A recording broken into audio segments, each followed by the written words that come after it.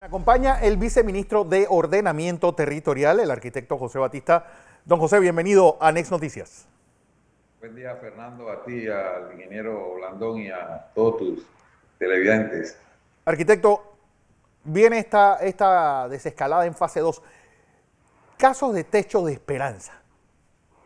¿Esto es obra pública o es pues una obra privada que posteriormente pasa a manos del Estado? Bueno, mira, son obras públicas, sin embargo, la calificación que hay en esta fase se refiere a obras de infraestructura. Ok. Casualmente, y voy más allá, tú me hablas de Techo de Esperanza, pero yo hablo de todos los proyectos de urbanización. Los proyectos de urbanización, si bien los desarrolla el sector privado, Sí. toda esa infraestructura luego pasa al Estado, ¿sí? Las calles, el alcantarillado, el acueducto. Entonces, le dije a la ministra ayer que hiciéramos la consulta si las urbanizaciones privadas podían iniciar los trabajos de infraestructura, porque nos vamos al contenido. El tema de que se permitan obras de infraestructura pública o privada se refiere a que son actividades que hay distanciamiento físico. Excavación, movimiento de tierra, tú tienes el camionero, el tipo de la retro, del tractor, los tienes distanciados. No es como en la misma edificación que ahí sí implicaría, aunque sea una obra pública, tener albañiles concentrados en un espacio. Sin lugar a dudas, la construcción va a ser uno de los grandes motores de esa reactivación económica y de esa salida de esta crisis post-COVID. Es decir, construcción principalmente de viviendas y viviendas de los que van en bonos solidarios. Ministro. Efectivamente, y mira, y quiero ir en positivo que de la cuarentena, pues, que nos ha llevado esta pandemia, han continuado los trámites. Eso significa que no solamente en que sus proyectos se van a realizar, sino que precisamente estos proyectos de bonos solidarios van a ser parte de ese motor principal de la actividad económica. Te puedo decir que en este periodo de cuarentena hemos aprobado, y gracias a que ya teníamos ya instalado todo el sistema de aprobación digital, hemos aprobado más de 20 proyectos de urbanización, o sea, urbanizaciones nuevas. Se han aprobado alrededor de 20 y ya aprobamos digitalmente el plano de construcción de urbanización. O sea, igualmente nosotros no hemos parado en todos los trámites que tienen que ver con la modificación de uso de suelo para adecuarlos al programa de bono solidario, también esquemas de ordenamiento territorial que se hacen cuando los proyectos tienen más de 10 hectáreas. Y aunque no tenga que ver con esto, también en propiedad horizontal, pues continuamos tramitando todos los regímenes que se van a incorporar. Ministro, hace unos días promotores privados dicen que hay un atraso hasta de 2 años en el pago de los intereses preferenciales, que esto también es parte de esa promoción para el desarrollo de viviendas. Bueno, mira, son dos cosas, ¿no? Los intereses preferenciales que realmente se descuentan en los bancos y que había una deuda de más de 400 millones de dólares. Esos fueron pagados pues con los primeros 2.500 millones de dólares que tramitó el Ministerio de Economía y Finanzas. Correcto. Lo que se hablan algunos promotores son a los pagos del bono solidario. El primero de julio nosotros heredamos una deuda de 18 millones de dólares en pago de bono solidario. Nosotros del 1 de julio al 31 de diciembre, nosotros pagamos 21 millones de dólares. Eso significa que nosotros podíamos cubrir los 18 millones de la deuda de la administración anterior y 3 millones más.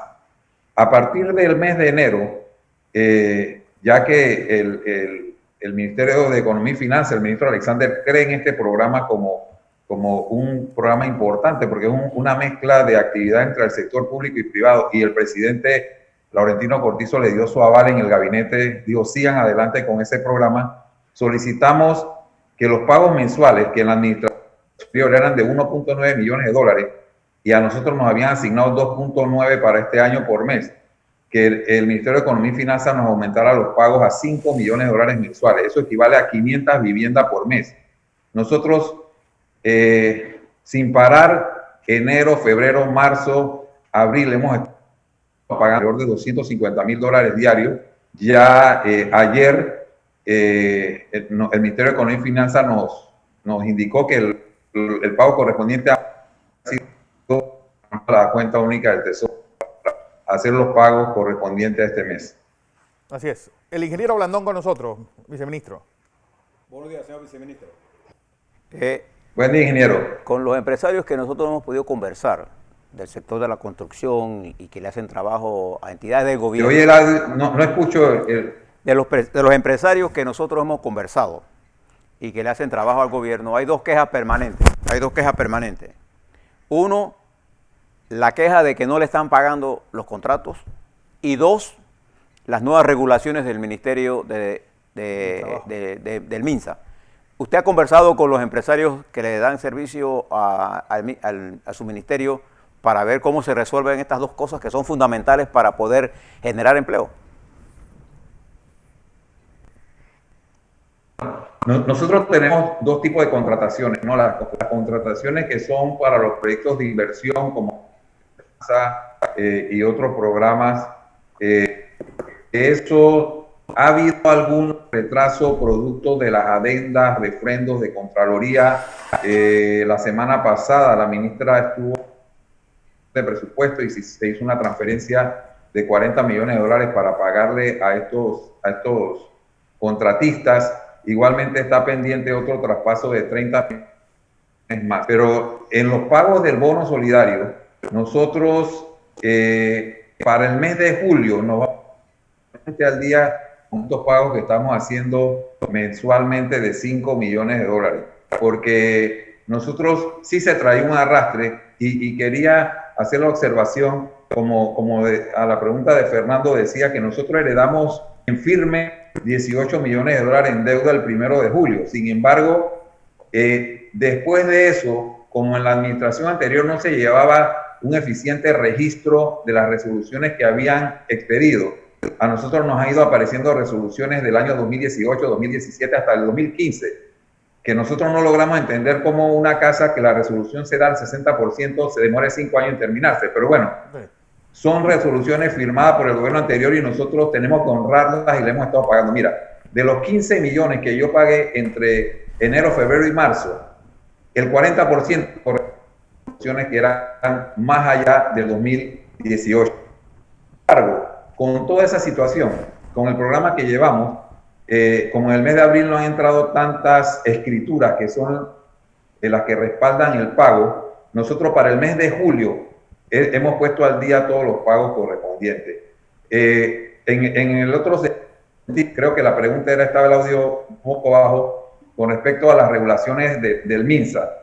Yo he estado conversando con los diferentes gremios de la construcción y de promotores, y nosotros en la construcción hay una particularidad.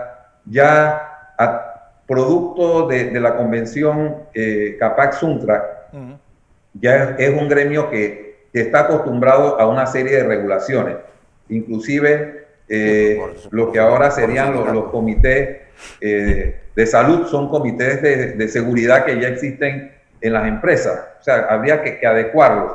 Igualmente nosotros hemos estado mirando protocolos que ya se han estado implementando en otros países. Por ejemplo, estuvimos leyendo a fondo el de Colombia y creo que hay medidas que se pueden tomar.